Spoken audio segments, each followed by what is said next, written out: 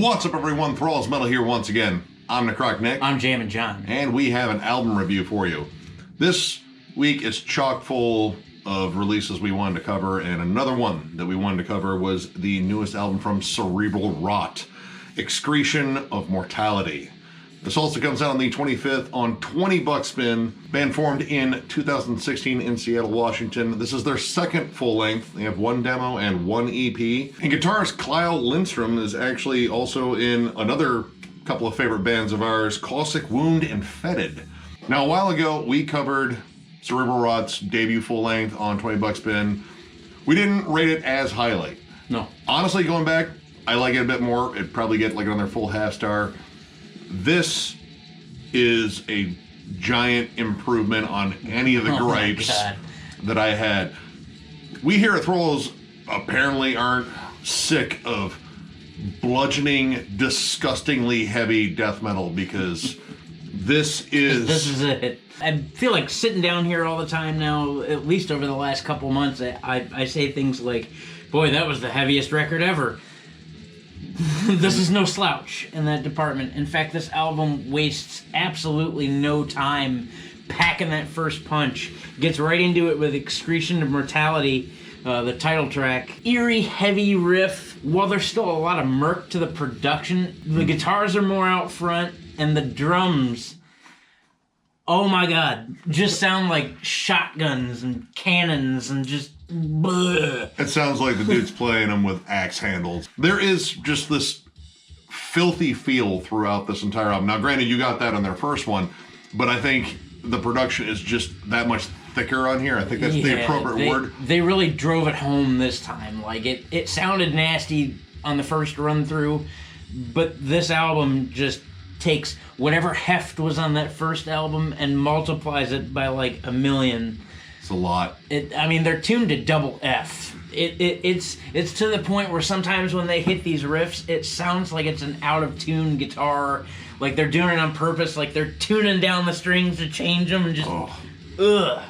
These guys love to lead in to different parts or even the entire song with just single chord hits or single notes, and the heft that is generated, plus with that bass tone underneath, which the bass is just pure filth as well. But what really adds like the extra layer of creep on there are these lead melodies, which I don't know if I've ever heard a guitar scream, but I think this was it. Yep. They're squawky, they're dissonant, they're ugly. The notes are, I don't know, I mean, it's a melody, but it's a melody that doesn't like anything pretty. Like, there's so much feeling and so much emotion in all these songs, but none of them are good. Like, at all.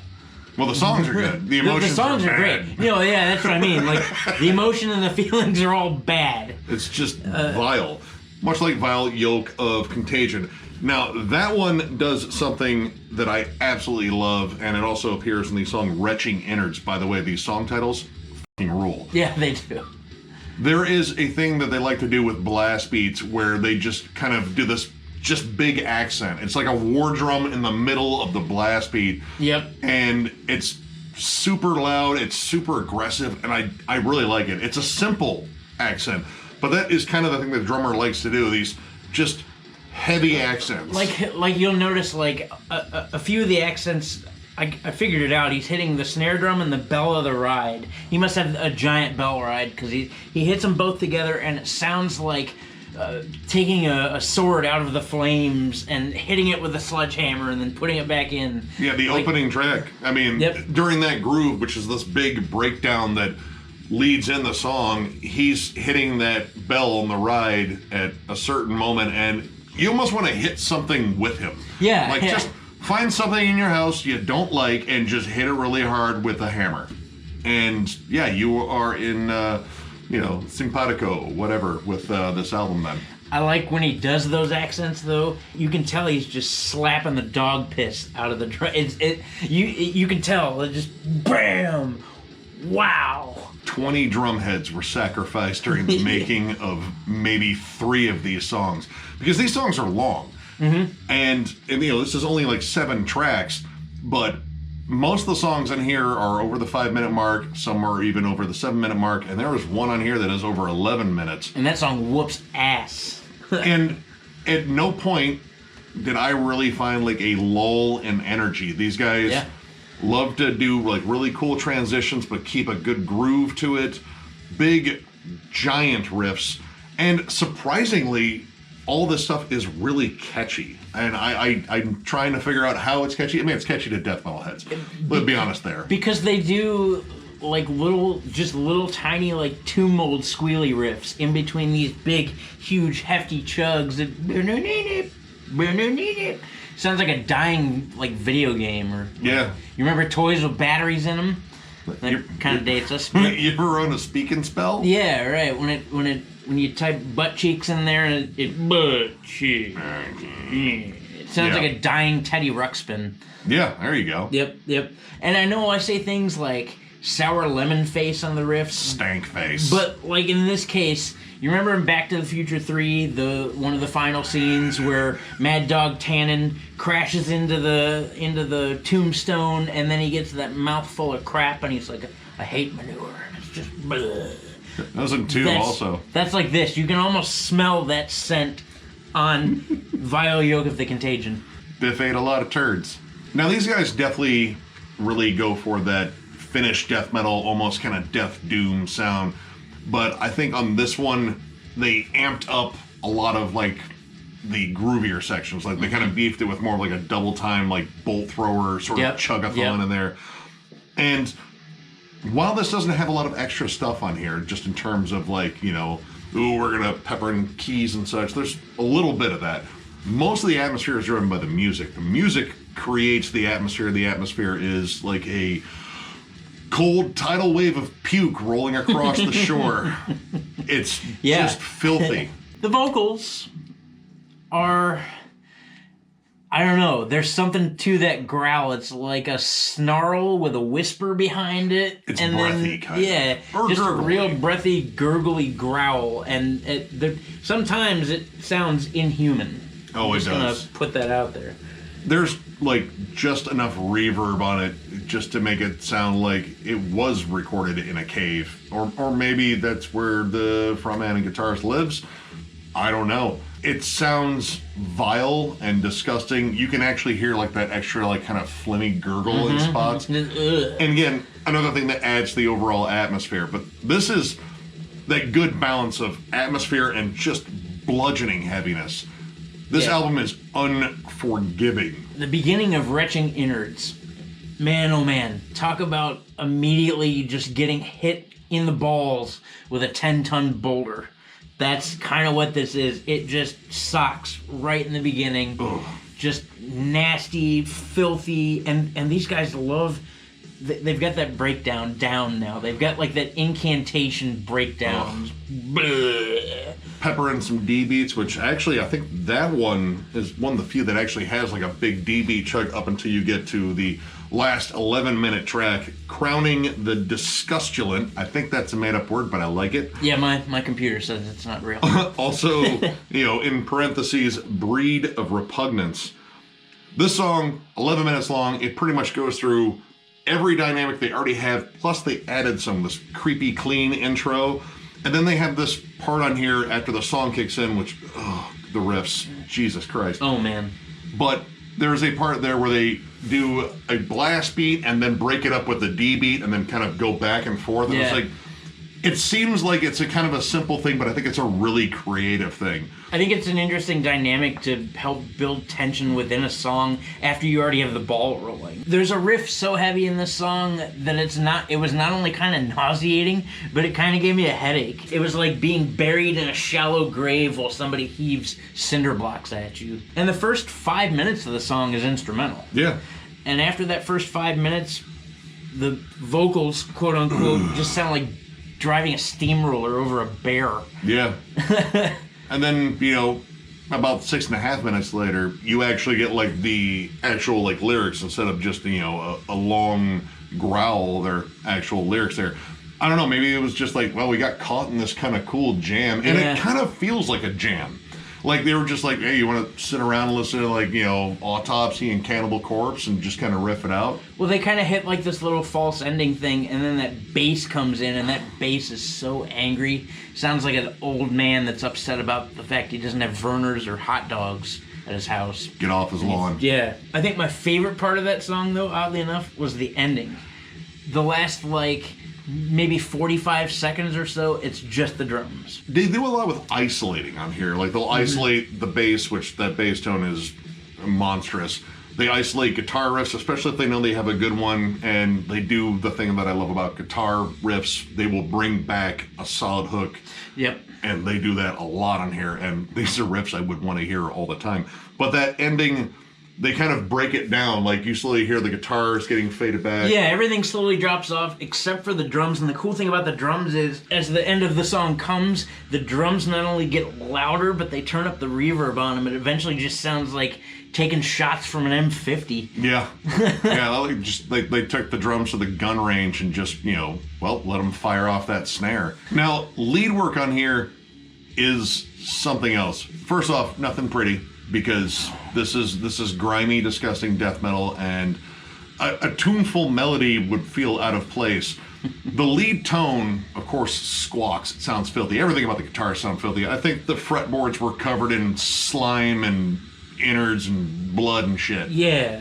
But the leads, they're all very distant, squealy, and they, again, add another sort of layer to creepiness, like these crawling leads and just these little pockmarked squeals here and there. But even the crawling leads, it sounds, you said it before, it sounds like the guitar is crying, like it's pleading for its life. I mean, almost. Like it's unnerving.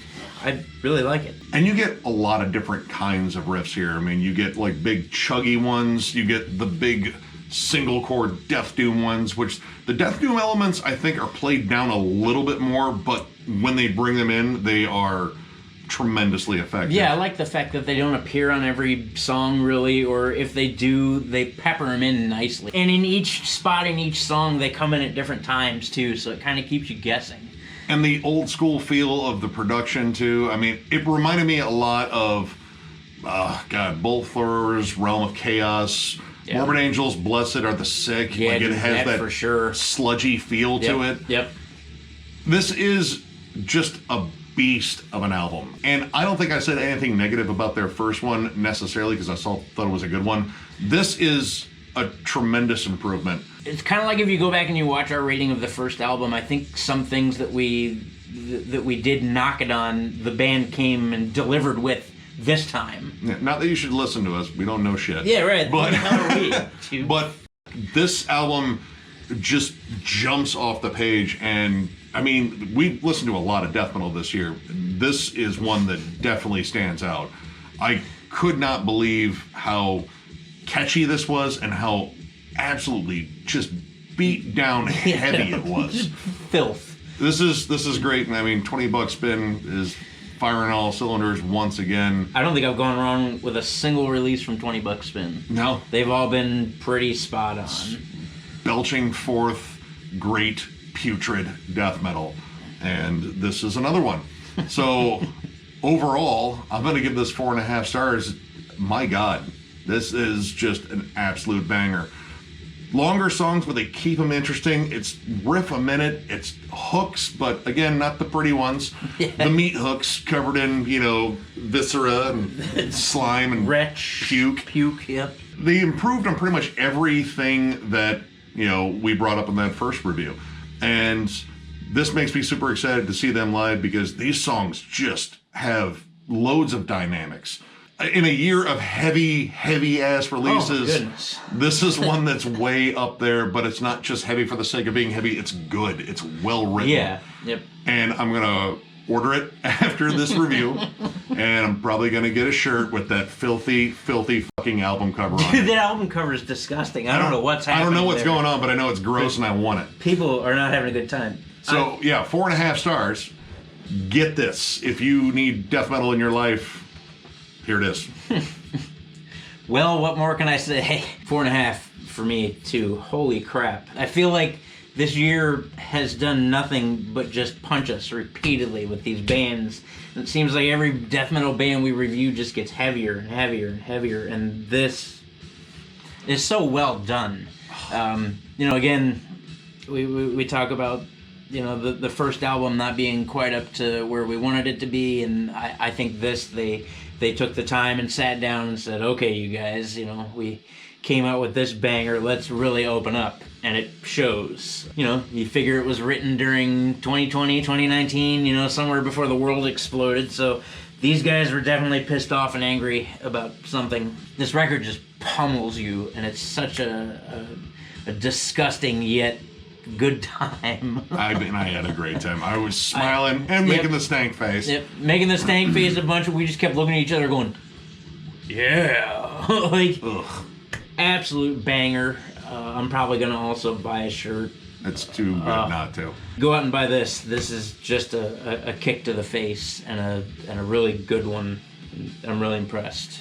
And if you want to see this live, go to Maryland Death Fest. We'll be there. They will be playing on the Ram's Head, and I'll probably be at the Ram's Head. Dude, the Ram's Head is it's going to be such a good venue for this. It's going to be huge. Ugh.